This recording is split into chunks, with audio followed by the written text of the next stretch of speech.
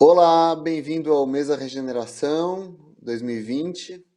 É um prazer estar aqui com vocês hoje. E hoje eu vou conversar com meus amigos e chefs Christian Francisco Puglisi e Dan Barber. O Christian está na Dinamarca, enquanto o Dan está nos Estados Unidos. Nós vamos conversar um pouco por conta da apresentação do documentário que vai ser a seguir, que eu fiz nos últimos 2 anos e meio, chamado Terra e o Prato. E eu convidei os dois para falar um pouquinho sobre alguns temas que vão ser discutidos no documentário, já que eles são parte deles. Eu vou mudar para inglês para poder conversar com eles e as legendas vão seguir embaixo logo mais. So, guys, first of all, thanks for both of you to be here today. It's such a pleasure to have you guys here. As I mentioned before through email, it was such a pleasure to have you both in the film, and most of what we tried to do there was related, really related to the books you wrote and all the conversations we had before during the time I know you both.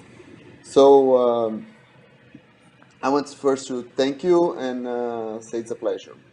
So by saying that, I wanted to start asking them a bit. He says something in the film about the terroir and the flavor and deliciousness, and he has a very strong idea in terms of what terroir is and the flavor that it comes from it. Could you please say a bit to us about this? About flavor and about terroir. Yes? Yeah. Well, first of all, it's a pleasure to start my day with you, Zhao, and with my favorite and most inspirational chef in the world, Christian Puglisi. So thank you for beginning my day with both of you. It really is both an honor and a pleasure. For the answer to your question, I'm interested in flavors that are expressed through particular environments. So when someone comes to eat at my restaurant, Blue Hill, what can they have here that they cannot get at Christian's restaurant? What can they have here that they cannot get in South America? What is distinctive to this place? And what I have discovered is that the relationship, the correspondence, the connection between seed and place will give you a distinction that is usually very delicious if it's treated correctly, if it's in the right hands of the right farmer and in the right hands of the right chef or cook. And so my education has led me beyond the farmer to the seed, and to express terroir is to express distinction, and to express distinction is to select for distinction through the seed. It starts with that, and it continues through how that seed is raised in the environment in which it's raised. And my job, as I have been inspired really by Christian more than anyone, is to step back. It's not to ignore culinary craft. It's not to ignore great gastronomic application, but it's to respect product first and put this forward first. And to do that, you have to have the right seed and the right soil and the right expression of terroir. So that's my philosophy for my menu. So Chris, that being said, there is also some cultural component in what makes a terroir and what makes this ensemble of tastes and cultures in the land, and that's very important. And I think during this emerging of this Nordic new Nordic food movement, which you were part of it, there was much. There's a lot of discoveries in terms of that, looking through the surroundings. Part of it, he discovered it. He invented it. Thank you, Dan, for all the very, very nice words. Very humbling, and thank you, Joao, for the invitation, both for this and for the documentary and film. I think like culture and the understanding of where you are as, within just the last few generations, and I think it will change right more in the next generations, because the world seems to get smaller and smaller and smaller, and it becomes more and more difficult to understand the differences between South America, North America, Europe, because we all sort of mix things up, both through the digital age and also through a lot of travels. I think actually this current time with Corona it gives us a little, maybe a little break to think about what way things are going. And I think in terms of food and so on, I think it's extremely interesting to consider that culture was something that was much more locally eradicated for obvious reasons before in history. Like, you wouldn't move as much. Of course, there would be influence, but influence would be gradual.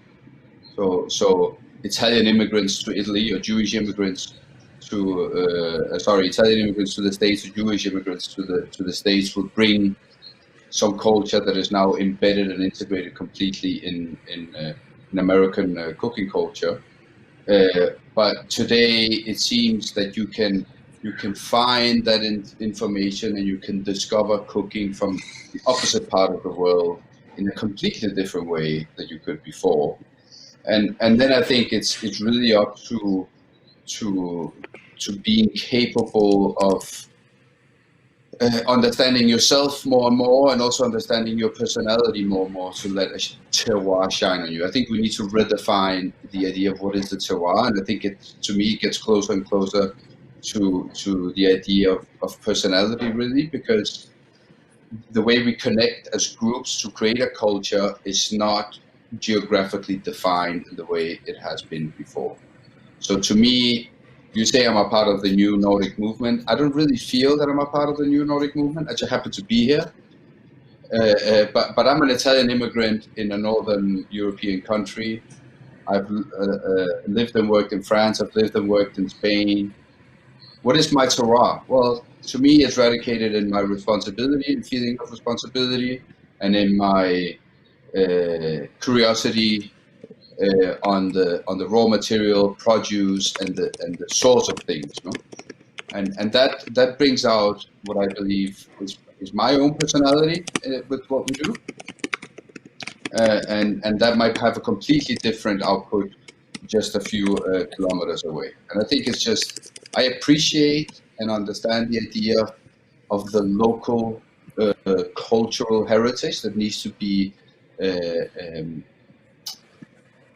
kept in many ways, but I do also think that in the next generations, like, a lot will happen. So how do we deal with that?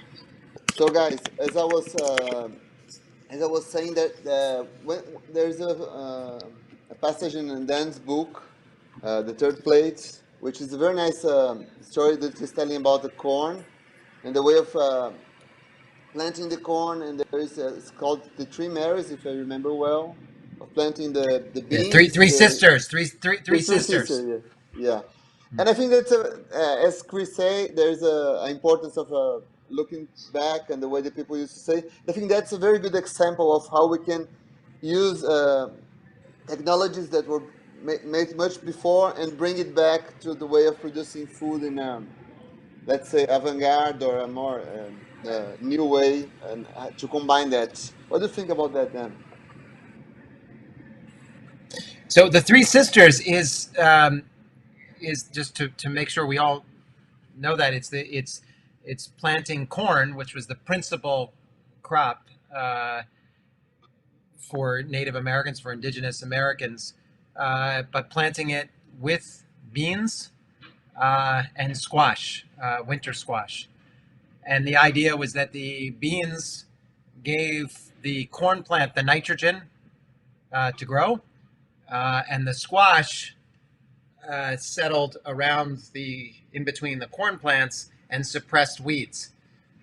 And so you harvested first the beans as they began to dry on the vine, then the corn, and last the squash from the ground. And you had different harvest time, and you had three different crops that were complementary to each other. Of course, this is quite brilliant, and the way we need to think about agriculture and good food for the future. There's no question about it. We have supplanted those ideas with chemicals. That's what's happened, and that idea is a Western idea. It's a Western idea. It is not an indigenous idea, and that, to me, this is the beauty and the wealth of studying indigenous cultures. Is that food, farming, medicine, cooking, one subject. The best doctors were the best cooks in all these indigenous cultures. Everywhere you look, the bifurcation, the cutting of medicine here, food over here, that's us. That's Western idea. Very new. It's so crazy new. It's 150 years old. That's it. It's just striking that we've lost, 9,900 years of agricultural, which is cultural wisdom, in just the last 100 years. I'm getting more and more interested in these indigenous foodways because they're so instructive for the future, what we need for the future. By the way, it wasn't just the three sisters that was so brilliant about the agricultural strategy. It was the eating. So it's the same thing, that you would eat corn, but in order to eat corn, you had to eat the beans. This is the negotiation that culture teaches you, that cuisine teaches you. In the same way that in Japan, you eat rice for lunch and dinner 7 days a week, but in order to grow the rice, you had to have buckwheat and barley in the rotations for the rice. But what did the Japanese do? They didn't have Dan Barber like person pointing, you better eat your buckwheat. No, they created soba noodle. So you have this incredibly delicious mainstay of your diet. But another way of looking at it is the same way as beans were to corn, buckwheat and barley is to rice. Or if you're in India, lentils are to wheat. Or if you're in Europe, barley is to wheat. Beer and bread. I mean, it's all that same kind of agricultural wisdom that became culinary wisdom, and culture and cuisine and patterns of eating. And to me, that indigenous understanding of what we needed to eat to support the right kind of farming is so critical to the future of food.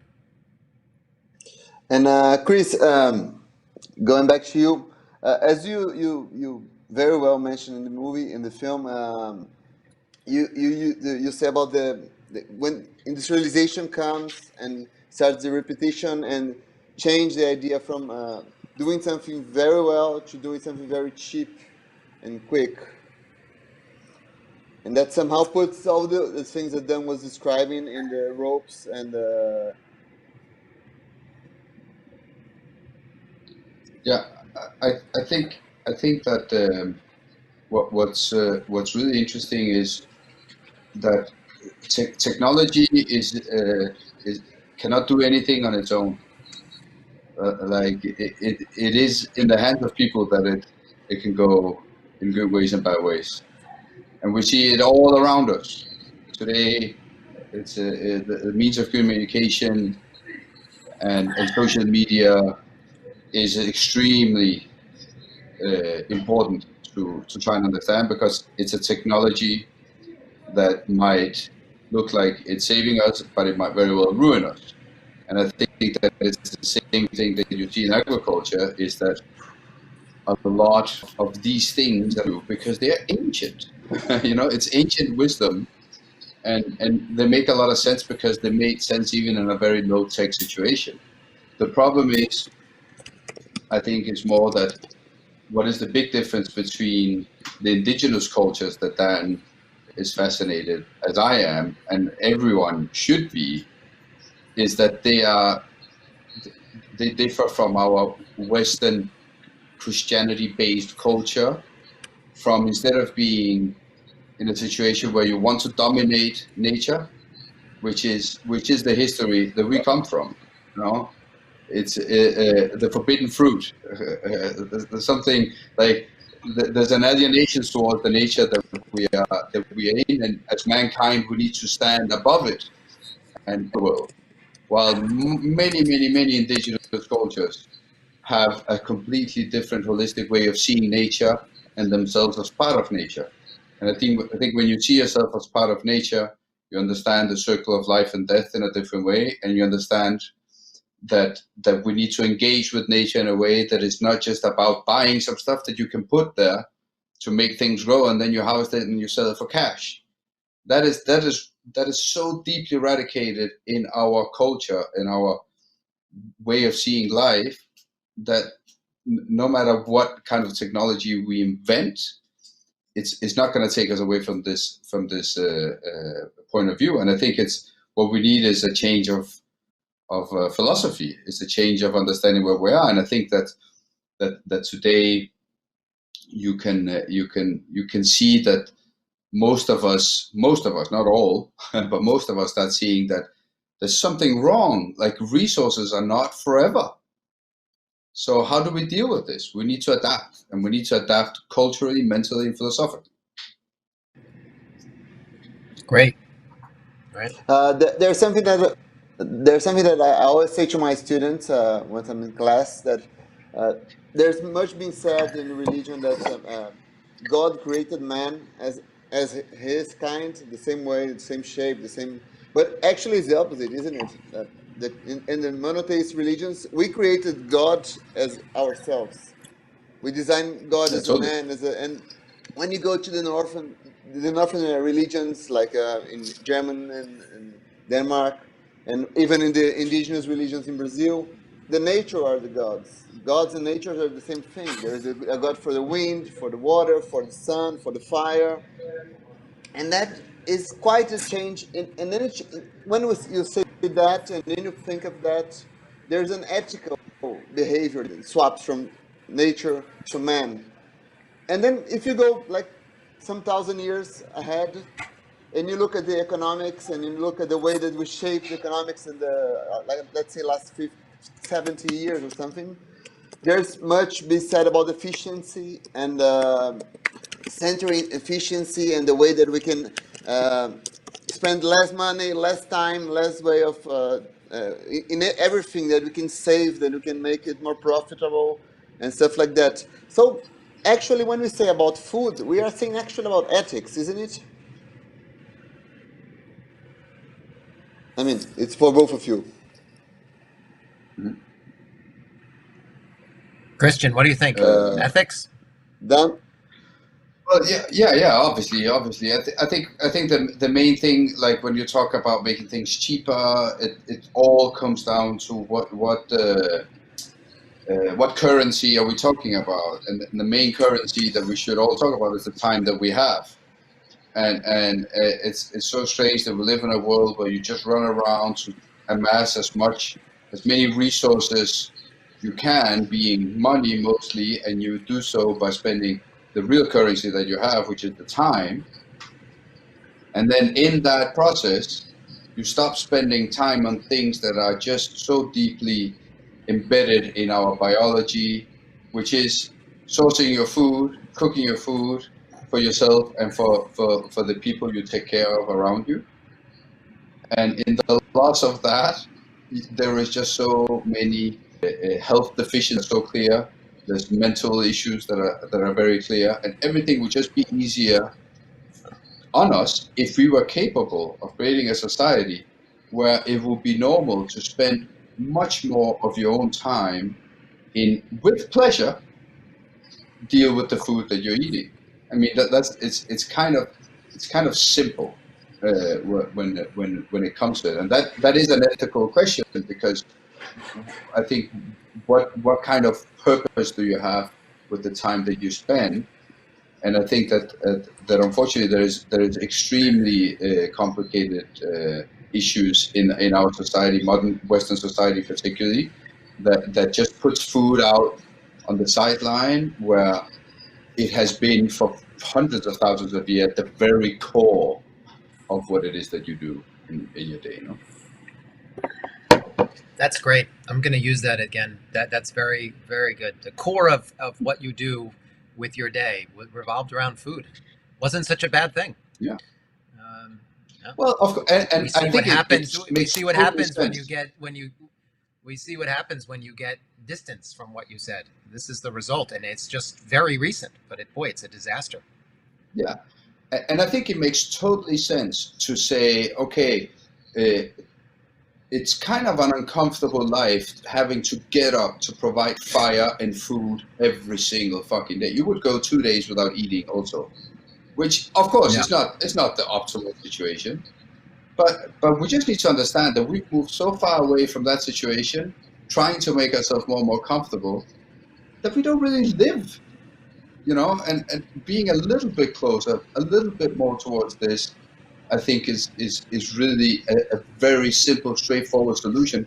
The problem is that nobody can profit on it, because once you don't spend the time growing food, cooking food, taking care of stuff around you, you need to get yoga because you need some mindfulness. You need to go to the fitness center because you need to move around. So you sit down on a chair doing office work to make some cash that you can buy food from, and then to be able to afford health and sports equipment. It's like, it makes no sense. It makes no sense. And we are just all trapped up in this way of seeing things. And I just think that seeing food as the major dynamic that can give you an essential great life is a very easy and very, very low cost way of living a happy life. So Chris, saying that when we were interviewing you for the film, you said something about that food should be super expensive, and then I was thinking about that, and it kept me thinking, like, that's a very strange thing to say, because you're Denmark, and then I was thinking that maybe when people say organics are super expensive and good meat is super expensive, aren't we miscalculating the price of the cheap foods? Because if you could really make some math and put like the price of your future, the price of the land, how we destroy the land, and how we destroy our health and everything, probably would get much more expensive than the good food that you can buy. I think there is something that maybe we are miscalculating things and doing wrong math with the price of things. Don't you think, then? Sure, cheap food is expensive. Yes. Look, we're seeing that in COVID. Look at COVID. Look at COVID in this country. I mean, I just read a study that said that COVID is 90% people who succumb to COVID, who die from COVID, 90% have an underlying condition. And of those underlying conditions, 94% of 90%, almost everybody, has one of three things: obesity, diabetes, or some type of heart-related condition. And all three of those are related to diet. So another way of thinking about this horrible epidemic that we are in the midst of is that it's a diet disease. Because what are we looking for? A vaccine. What is a vaccine? A vaccine isn't a cure. A vaccine is to boost your immunity. But that's what food is. And when you see that over 90% of COVID cases are related to bad diet, then what you see is the expense of cheap food. So I think maybe we come out of this moment with a consciousness or more around what Christian just said. We have to, because if we don't, we will be faced with this again very soon, as we all know. So I'm hopeful that our relationship with food and our understanding, our consciousness will change coming out of this. And how to regenerate from that? How to do it? I think is what the key is what Christian said, is the pleasure. Because if we're sitting here saying ethics, morality, and do the right thing, forget it. Look at the environmental movement. Jesus, I mean, it's so depressing. No wonder nothing moves. Everyone feels helpless, and it's all about giving up. You give up this, you give up this, you give up this. It's like religion. Who the hell needs that? But the food movement, is rooted in pleasure, hedonism. This, at least for Americans, this is the only thing we do well, hedonism. We do it great, and we change diets very quickly. You can say everything you want about American food, American food culture. Not a lot of great things to say, but one thing that's quite promising is that we move with new ideas with dizzying speed. Over in Denmark, you don't adopt new food trends overnight. New industries, Greek yogurt, kale, sushi, these things don't go like this. In America, it's you light a match and it's the next day you look up and it's everywhere. The Impossible Burger now, fake meat now. I mean, it's the next thing. This, is part of the problem. We don't have a food culture, but it's also part of the answer, is that we can adapt quickly. And you will not find that in France and Italy and Japan or China or India or anywhere else in the world. So I'm hopeful that now in this moment, this catastrophic moment, that we can look to the hedonism and pleasure principle as a way out of the disastrous consequences on our environment and on our health. Chris, do you want to continue from this? Yeah, well, I think Dan has coined this idea of having flavor as the carrying element for change, and I think flavor you could totally translate that into pleasure, because for you to enjoy flavor, you need a relation to it somehow, and it is probably of a pleasure, in a pleasurable kind of way, and I think the problem with that is that I still think that it's very subjective flavor, and you can develop flavor, and you see it as you see it in kids. The most obvious thing for kids to have something sweet, they're just not very developed. Once you get to bitter as something that you enjoy, is because you have expanded your palate, right? The same way as with entertainment or whatever, you need culturally to go in some direction before you want to venture into more. And I think what is really but a problem is Christian, that we are. Christian, Tell I me. want to ask you, you said it's subjective flavor, but who curates flavor? Who curates it? You We do. Right. Okay, so chefs are part of the answer here, right? I agree totally. I totally agree. I think the problem is that we need to get that into situations that are beyond the restaurant Yes. scene Yes. that we operate in, because Yes. if you live a life of being constantly influenced only by salty and sweet fast food throughout your childhood, throughout your school system, throughout everything around you, you need to be the 1% that makes it. Either you make it out through in sport or in music, or you make it out in a way that you have a palate that needs to go out and have some inspiration or some stimuli that you would not get in that world. I think it's extremely important that we teach kids the fantastic diversity that you can find between vegetables and different types of berries or whatever it is that can appeal to kids in a way that they understand. Again, my point from before is that we are part of nature. You don't see nature as something that feeds you in the first many years of your life if you live an average, say, North American or European life today. And I think that the idea of flavor as something intricate, exciting, and something that you want to fight for needs to get instilled in people from a young age. And often I think flavor is something connects in the best possible way through memory, right? And the thing is that we are still privileged because we're a generation that still has a grandmother that cooked food for a long time, and you remember the smells, and you remember going to that house. I remember going to Sicily, seeing my aunt, seeing these things. But we are not many generations away from having kids that do not have grandparents that know how to cook food. That's crazy. And that's why I think that Dan really has a point, and that a point that I think is also that we are the next generation grandmothers, because the grandmothers won't be able to cook in years. We are the only one that keep the craft alive, and therefore we have a responsibility to make it approachable and accessible to everybody.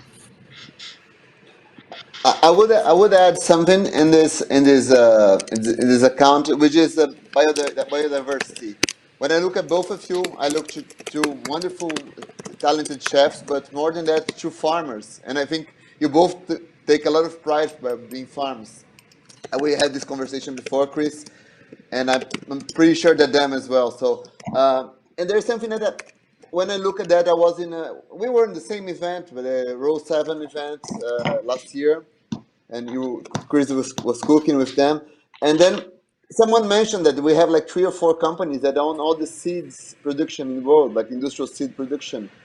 And there's no way we can have biodiversity and human diversity and cultural diversity, like, because many cultures were coined because of the way they live with the ground and the seeds they have. So I think also in order to develop taste and I mean the way to develop things and in a better way and have these memories about the biodiversity of the ingredients, isn't it? Yeah, well, we live in a world where 4 companies control almost 70% of our seeds. 4 companies. That's frightening. It's even more frightening when the 4 companies are chemical companies. They're not even really seed companies. They're chemical companies. So they lose money on seeds. They make money on selling chemicals. This is the problem, because where's the incentive to select strong plants when you make your money on the chemicals? And the problem with chemicals, besides that it pollutes the environment, is that you never get really delicious food from plants that are weak. Weak plants just don't have flavor. They don't have nutrition. But this is in the interest of people who produce the interventions. And the interventions are chemical in that case. So if we're not attacking seeds, we're never going to get anywhere, because the food supply is in the hands of people who have no interest in flavor, and therefore no interest in nutrient density, and no interest in the kind of ethical behavior that we're sitting here talking about. So I think seeds is a very important place to start. Yeah. And why don't chefs have a table at that conversation? That was why we started the company, Row 7, with Christian as one of the first members. But why don't we start this? Because if chefs aren't at the table making this decision about the future of our seeds, who is? Well, apparently chemical companies. This is not delicious. And Chris, somehow you felt the necessity when you were opening the restaurants and the whole relay community of having the farm, and the farm being the center part of everything. And probably that's very related to what Dan said, isn't it? Definitely. I think Dan has many more years of understanding agriculture than I have, and my way to jump into that was to say, well, why don't we just grow it ourselves? Let's just be in that process. It was never an idea to try and be 100% self-sufficient. We have plenty of fantastic farmers doing great things that we still try to support by buying the fruit of their harvest. But to me, I learned so many things by understanding the romantic and the less romantic side of doing farming today. And it's just very clear how, when I say food should be much more expensive, that is a direct experience or conclusion made from understanding how much I am actually using of resources to grow the food myself of a high quality, and how huge a difference that is compared to what the market can give me.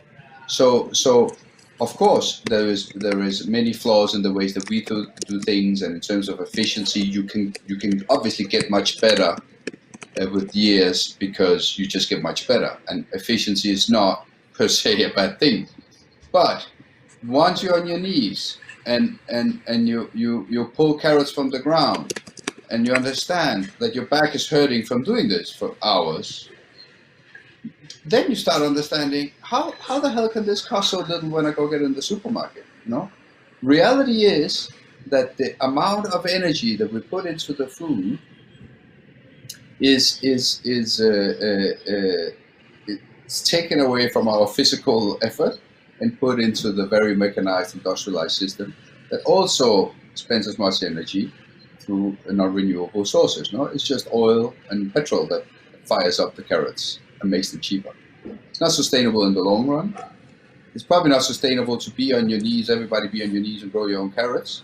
But the process of doing so, particularly if you have a gastronomic outlook on life and you appreciate the diversity as I do, I think the process really is enriching for me as a restaurateur, for me as a chef, for me as a farmer, or as a father, or as a person. I think it's enriching for everybody to try and be in that, and that's what I really try and as I can, is that people should grow just a tiny bit of their own food, just a tiny bit, because you understand how much of your attention it requires for you to get it, but you also understand the generosity that comes with nature once you start understanding it, and that is fantastic.